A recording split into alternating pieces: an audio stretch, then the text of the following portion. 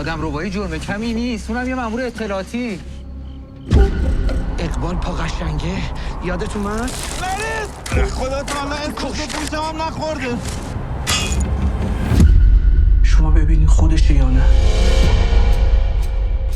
فکر نمی‌کردم خودتو اینجوری اسیر بکنی. ببین ما قاتل نیستیم.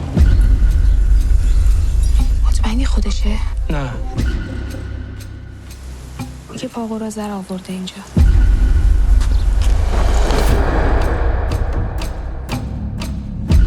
5 سال صبح تا شب تو خواب و بیداری دارم با چشم بسته دست میکشم رو پاش. ماشین چه خبره؟ آقا چیز خاصی نداره. حالا که مسئله شخصی نداریم پس همتون بدونید این کثافت امروز باید حرف بزنه. هر چقدر جلوتر بری بیشتر هم فرو میری. آخرش همتون هم غرق میشین. من خودم زن و بچه دارم، میفهمم چی داری میگی.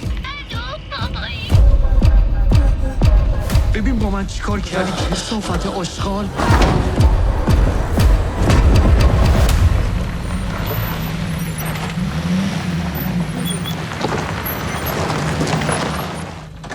حالا میخوای چیکار کنی؟